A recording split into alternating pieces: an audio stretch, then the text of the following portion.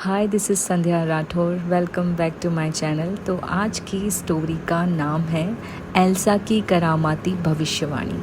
ठीक है, तो बहुत समय पहले की बात है। घने जंगल के किनारे बसे एक अनोखे गांव में एल्सा नाम की एक प्यारी सी लड़की रहती थी, जिसके पास एक अनयूजुअल सी पावर थी। एल्सा के पास कुछ ऐसी पावर थी जिसमें वो अपने ड्रीम्स के थ्रू आने वाले भविष्य को देख सकती थी, और इसी को सुलझाने के लिए वो एक रहस्यमय जंगल के पेड़ों को सुनने जाया करती थी, क्योंकि वहाँ के पेड़ सुनने वाले को रहस्य बताते थे।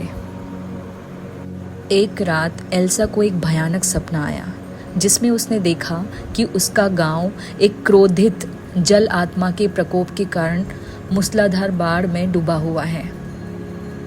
ये सारी घटनाओं के क्रम को बदलने के लिए एल्सा उसी रहस्यमय जंगल में फिर से गई और वहाँ के पेड़ों से मार्गदर्शन लेने लगी। उसने सोचा कि मुझे यहाँ से कोई गाइडेंस मिल जाएगी, जिसके थ्रू मैं ये सारी भविष्यवाणी को बदल दूँगी। एल्सा जंगल में गहराई तक गई, और गहराई तक जाते जाते एल्सा को एक प्राचीन जंगल मिला, जिसमें प्राचीन वृक्ष थे।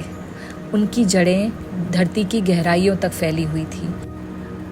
वृक्षों ने खुलासा किया कि जल आत्मा का गुस्सा गांव वालों के ऊपर इसीलिए इतना निकल रहा है, और इसीलिए जल आत्मा भड़क रही है क्योंकि गांव वालों ने प्रकृति से मुंह फेर लिया है।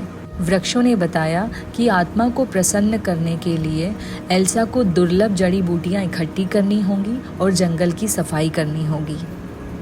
तो बस फिर एल्सा ने ये सब सुनने के बाद मायावी जड़ी बूटियों को खोजने के लिए एक खतरनाक यात्रा शुरू की। रास्ते में उसका सामना जादुई प्राणियों से हुआ, और उसने ऐसी पहेलियां सुलझाई जिन्होंने उसके अंतर्ज्ञान की परीक्षा ली। प्रत्येक चुनौती के साथ दुनिया के बारे में उसकी समझ गहरी होती चली गई, और वह यह देखने लगी कि उसके कार्य प्रकृति के संतुलन को कैसे प्रभावित कर सकते हैं। जैसे ही एल्सा जड़ी बूटियों के साथ गांव लौटी, अशुभ बादल ऊपर आ गए जो आने वाले तूफान का संकेत दे रहे थे। गांव वालों को एल्सा पर संदेह था, लेकिन एल्सा के दृढ़ संकल्प और शब्दों की सच्चाई की झलक ने गांव वालों को मना ही लिया।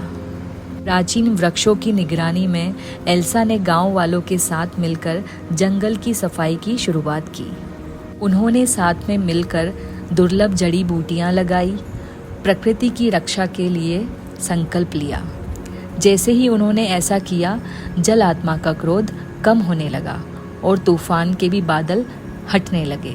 जैसे ही पूरी तरीके से संकट टल गया, गांव वालों को प्रकृति से एक अलग ही जुड़ाव महसूस होने लगा। एल्सा की सूझबूझ और साहस ने गांव वालों के घरों को बचा लिया और प्रकृति के प्रति एक नए सम्मान को बढ़ावा दिया। गांव वालों ने एल्सा और प्रकृति के साथ मिलकर बहुत बड़ा भव्य जश्न मनाया, और एल्सा जो कि अब गांव की रक्षक बन चुकी है। आई होप आपको ये कहानी काफ़ी पसंद आई होगी। पसंद आई हो तो प्लीज़ लाइक करके बताइएगा, और कमेंट भी करिएगा कि आपको ये कहानी कैसी लगी। आप इसको आगे भी अपने दोस्तों से शेयर कर सकते हैं। ओके, नेक्स्ट स्टोरी में मिलेंगे। Bye bye.